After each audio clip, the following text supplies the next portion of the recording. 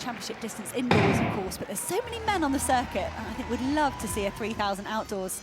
Your strength 1,500 metre guys or your speedy 5K guys, they love running 3,000. And it's probably a nice relief if you've tried to make a championship team on over 5,000 metres, and that's what you've had to race, you know, day in, day out, trying to hit Olympic qualifiers. To have a chance here to, it's kind of a free hit, run a 3,000 metres. It's a bit kinder, and Stewie McSweyn looks very, very up for this. He's got one of the fastest personal bests in the field. Of course, McSweyn is at 7:28. And he's not too far off that 7:36 this year, but McSweyn at the moment, the only person right up with Agbache and Campion, two pacemakers. Yeah, interesting. Krop deciding not to go with this at this stage. Although he hasn't been in great, I say not, he's been in good form, we just haven't seen much of him. Be interesting to see how he goes here. McSweyn, as you know, he just loves a good hard run, doesn't he? I think he just does it for fun, doesn't he? Just likes hurting himself. And even when he's not fit, he goes out hard, doesn't he? He just doesn't know anything else. But great to see the Aussie going to be at the Olympic Games, and they strengthen their team. Both the cross men and women's middle distance is still really strong. So good solid pace, the lights there, if you've not used to seeing them before, the lights on the inside. The green one there will be the sort of one that most of them, or the guys at the front, will be looking for. 60 seconds. I mean, the pacemaker's doing a good job, but they, you know, they've got the lights to help them now, so no excuse for going off too hard, really.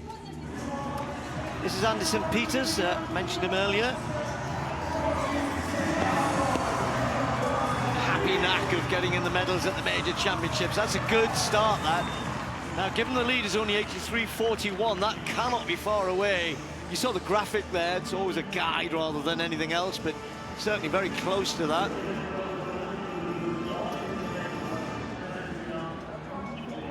Good, strong, fast arm for Anderson Peters. And that comes in 1 centimetre short, 83.40 in second place in the second round. It'll be tricky for the javelin men as they have to wait for this whole field to filter past them as they do their throws, but not much change in the men's 3,000 metres. That, though, is the first kilometre underneath 2:30 for the two pacemakers. They were asked to go 2:30. They're doing what they've been asked for, but McSweyn has been drifting to the outside of Campion and pushing on and asking for more. And Krop has run really well here. Second place out of the races. The Kenyan athlete, silver medal in Eugene, bronze in Budapest. As Steve said, light on races. Krop and kind of unsure in his form, but he's sticking to his task really well. He's got, I think, Casals of Spain for company. That's the only athlete that's trying to go with him. But Krop, he's not losing any distance on McSweyn, but he's not closing the gap either. It's almost like you think that the Kenyans should just get back on the Australian and they can run well together. But Stewie McSweyn, he's making every metre of this race count. I really think he can run fast today. Yeah, he's looked at this field, hasn't he, and thought, you know, I can take these guys on. He knows Krop's the standout after. It's McGaughty of America who's there following him, but yeah, they're getting a bit closer, that chasing pack. The Americans just dragging a couple with him, but not really getting close to McSweyn, although Krop is. And, you know, Stewie knows how good Krop can be, but as we've both been saying, you know, lightly raced, but closing that gap. And it's pointless him saying to Campion, go quicker. Campion's going, I'm ahead of the lights, mate. You know, I'm doing what I'm supposed to do. If you want to go quicker, you're going to have to go around me. It's stressful pacemaking. You know, there's a lot of pressure on these guys to hit exactly what they're meant to. And Campion will go on, I'm doing it. I'm looking at every clock at every 100 metres. Yet McSweyn is still just trying to push the pace. He's bang on the 60-second clockings. And McSweyn holds that Oceania record at 7:28. And he looks every bit in that sort of form. It could be tactical for McSweyn. He could say, I know I've got strength. I mentioned he's gone under 13 minutes again this season. That would have been a big aim for him. His results since that run at the LA Grand Prix have been a bit flat for McSweyn, but maybe he went back into training once he knew he'd done enough to make the Olympic team. McSweyn ahead of the lights just as he comes through now with 3 laps to go. Krop just behind, and Sean McGaughty has been joined by another few athletes down there, Tadesse Lemmy and Charles Philibert Tipitou of Canada. So they've got a group of 3 running just behind Krop and McSweyn.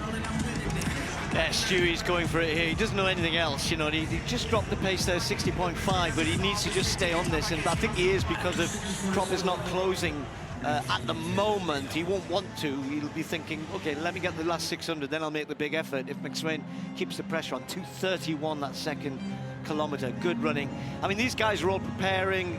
There's so many people. By the way, if you're going to St. Moritz on Monday, expect there's going to be about 100 athletes preparing for the Olympic Can't get a Games. ticket, yeah, Exactly. it's all sold out. You can't get yourself to Switzerland. The Aussies are there, the Brits are there, so many people are. But Stewie is good at getting himself ready when he is fit. This is a good performance from him. You know, 2 to go, running hard still, knows that Crop's there, but he's not making it easy for him.